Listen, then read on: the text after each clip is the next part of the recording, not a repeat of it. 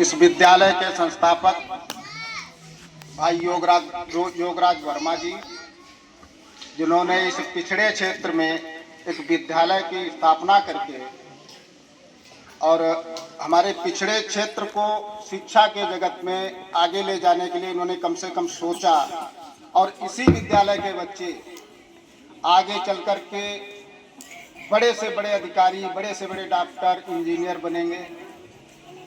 ये सोच बहुत कम ही लोगों के अंदर होती है कि जो शिक्षा के विषय में सोचे या कुछ करे। तो हम बाबा भीमराव अंबेडकर जी के विषय में कुछ कहना चाहेंगे, उनके संबंध में।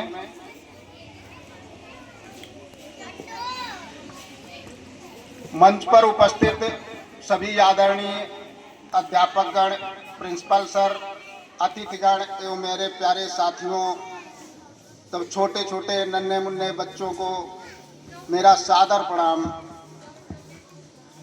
आज हम सभी यहाँ पर बेहद खास मौके पर एकत्रित हुए हैं। आज हमारा देश बड़े धूमधाम के साथ माननीय डॉक्टर भीमराव अंबेडकर जयंती मना रहा है और उनके महान विचारों को याद करते हुए उन्हें नमन कर श्रद्धांजलि अर्पित कर रहा है। यह दिन केवल एक जयंती नहीं बल्कि सामाजिक न्याय, समानता और संविधान की भावनाओं का उत्सव है। संविधान की रचना में उनके योगदान के साथ साथ आजाद भारत की संस्थाओं के निर्माण में जो उनकी शानदार सक्रिय भूमिका रही, सबल और सशक्त भारत के निर्माण में बाबा साहब हम सबके प्रेरणा पुंज हैं। Doctor B.R. अम्बेडकर जो शख्स हैं जिन्होंने भारत को उसका संविधान दिया और कोई भी देश बिना संविधान के नहीं चल सकता। बाबा साहब के नाम से मशहूर डॉक्टर भीमराव अम्बेडकर जी को संविधान निर्माता और संविधान का शिल्पकार कहा जाता है। उन्होंने न सिर्फ संविधान निर्माण में सबसे अहम रोल बल्कि समाज में दलितों पर हो रहे अत्याचारों के खिलाफ आवाज उठाई। बाबा साहब ने अपना सारा जीवन भारतीय समाज में व्याप्त जाति व्यवस्था के खिलाफ संघर्ष में बिता दिया। उन्होंने भारतीय समाज में समानता लाने के लिए काफी प्रयास किए। उन्होंने दलितों और पिछड़ों को उनका अधिकार दिलाने के लिए जीवन भर संघर्ष किया।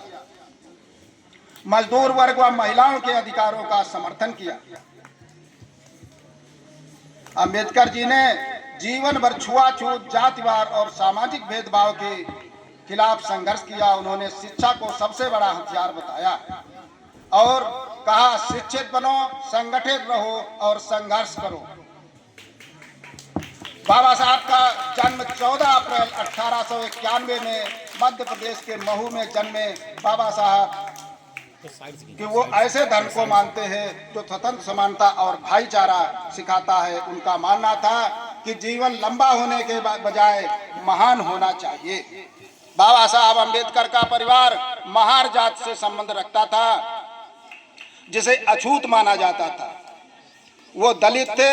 वो उस वक्त समाज में भेदभाव से लड़कर अपनी काबिलियत के दम पर आजाद भारत के पहले कानून मंत्री के पद तक पहुंचे। 1990 में मरणोपरांत उन्हें भारत का सर्वोच्च सम्मान भारत रत्न भी दिया गया। वो भारत के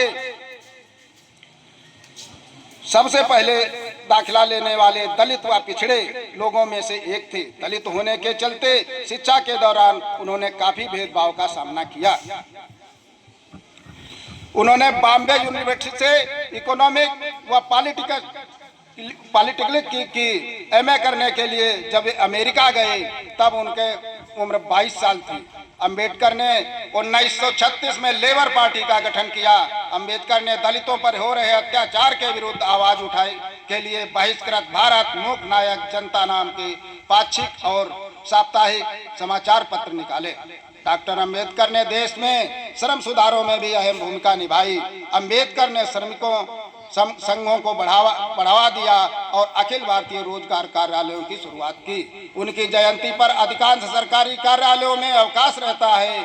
साथियों, आज के दिन हमारा दायित्व है कि हम उनके विचारों पर का प्रचार प्रसार करने का संकल्प लें। हमें शपथ लेनी चाहिए कि हम बाबा साहब भीमराव अंबेडकर के बताए रास्ते पर चलेंगे, समाज में समानता और न्याय के लिए काम करेंगे और हर व्यक्ति को सम्मान से जीने का अधिकार।